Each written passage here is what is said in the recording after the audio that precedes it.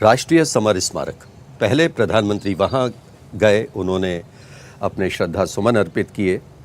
उसके बाद अब राजघाट पर, और राजघाट के बाद सीधा अब लाल किले की तरफ वो प्रस्थान करेंगे। और यहाँ जब वो पहुँचते हैं तो दो संकेत आपको ऐसे मिलते हैं जिससे पता लग जाता है कि प्रधानमंत्री पधार रहे हैं। एक तो बच्चों का शोर, और दूसरे जो वहाँ 14 बिगुल वादक खड़े होते हैं तीनों सेनाओं के, वो वहाँ जो बिगुल बजाते हैं, उससे ये संकेत मिल जाता है कि प्रधानमंत्री का आगमन हो रहा है दिल्ली गेट की तरफ से, और लाहौरी गेट पर उनकी अगवानी की जाती है। उसके बाद का कार्यक्रम फिर वो विधिवत शुरू हो जाता है। सलामी गारद, उसका निरीक्षण, उसके बाद फिर वो परकोटे पर आएंगे और सलामी मंच की ओर प्रस्थान करेंगे जी। और फिर उनका भाषण शुरू हो जाएगा जी।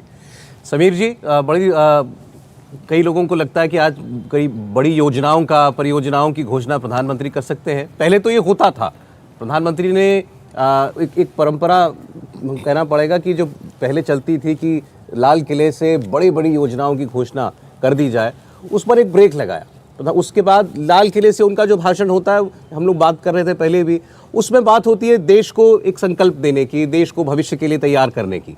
आज के इस भाषण से, क्योंकि चुनावी वर्ष में भाषण होने जा रहा है, क्या उम्मीद है आपकी?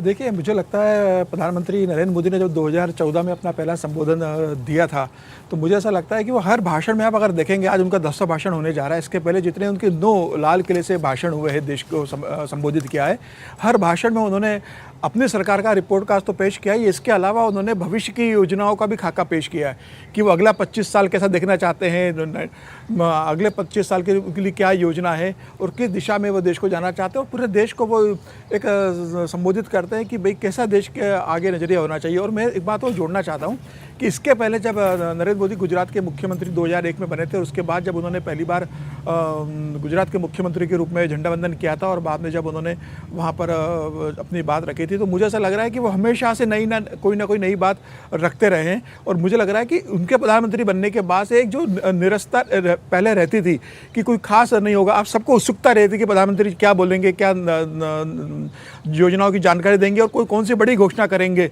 जो देश वासियों के हित में होगी और जिससे बड़ी इंतजार रहता है। तो मुझे लग रहा है यह आखिरी भाषण उनका लोकसभा चुनाव के पहले जी।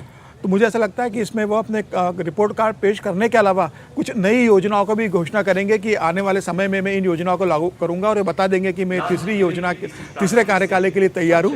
तो कई नई योजनाएं इसमें वो जरूर घोषणा करेंगे।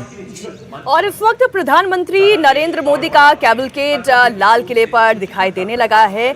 और जैसा कि प्रदीप जी कह रहे थे कि सब कुछ घड़ी की सुई से समय मिलाकर प्रोटोकॉल के तहत कार्यक्रम चल रहा है।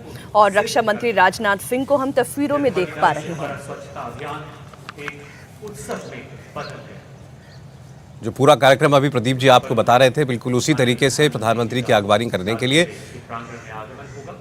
रक्षा मंत्री वहां पर मौजूद हैं,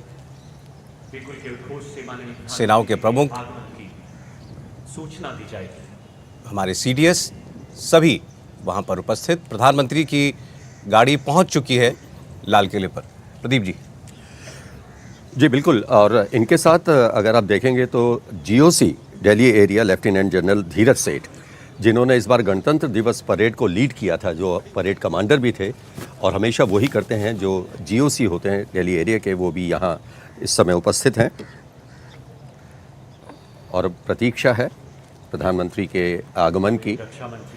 अच्छा, ये जो बिगुल होता है प्रदीप जी, आपने कहा कि वहीं से एक इशारा मिल जाता है कि प्रधानमंत्री आ चुके हैं, तो इस बिगुल का धुन का चुनाव ये भी कुछ विशेष होती है, इसके बारे में भी थोड़ा बताएं जी। ये इनकी एक बिल्कुल नियत एक धुन है, हमेशा वही धुन बजती है और वो एक तरह से संकेत होते हैं। संकेत आ गया जी।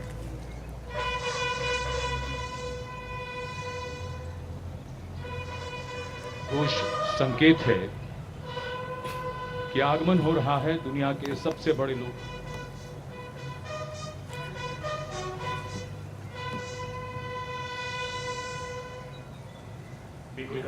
ये देखिए, अब इसके साथ ही हम देख पा रहे हैं कि प्रधानमंत्री की कारों, जो उनके साथ पूरा काफिला है कारों का, वो यहाँ पहुंच रहा है लाहौरी गेट की तरफ बढ़ता प्रधानमंत्री का और ये दोनों गेट बहुत अहम हैं।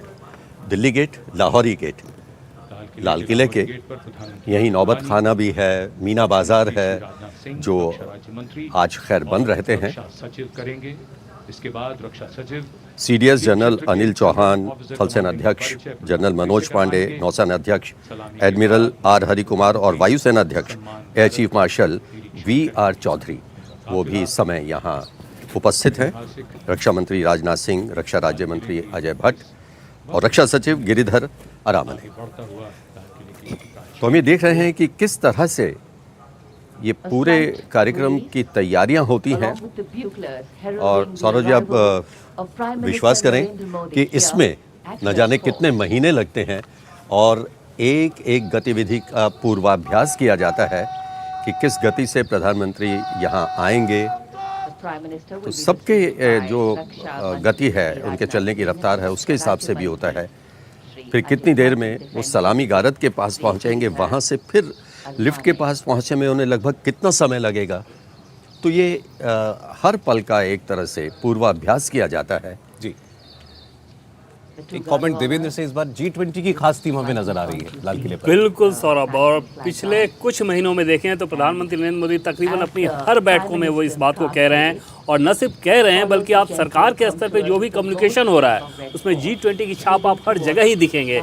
चाहे उसका लोगो लगा रहेगा, उनके ईमेल्स में हर तरीके से G20 को लगातार प्रमोट किया जा रहा है। उसके पीछे बड़ी वजह ये है कि प्रधानमंत्री इसे एक बड़े अवसर के तौर पर देख रहे हैं कि कैसे दुनिया के प्लेटफॉर्म पर आप बताएं कि भारत कितना शक्तिशाली तो है ही, कितनी अपार संभावनाओं वाला देश है। और ये इस कार्यक्रम के द्वारा ये एक बड़ी मैसेजिंग करने की कोशिश की जा रही है, जिससे पूरी दुनिया में मैसेज जाए और ग्लोबल हब के तौर पर, डेवलपमेंट के ग्लोबल हब के तौर पे भारत को तैयार किया जा सके और ये बताया जा सके कि भारत उसके लिए तैयार है। जैसे प्रगति मैदान का जो कन्वेंशन सेंटर है सौरभ, वहाँ पे इस कार्यक्रम को किया जाना और वर्ल्ड लेवल का उसको बनाया जाना, उसके पीछे मकसद यही था कि दुनिया की जितनी नामी गिरामी कंपनी हैं उनको भी ये बताया जाए कि आप अपनी इकोनॉमिक एक्टिविटीज़ के लिए भारत को चुन सकते हैं और जैसा इंफ्रास्ट्रक्चर आपको चाहिए हमने उसको तैयार कर दिया है। थल सेना को सौंपी गई है।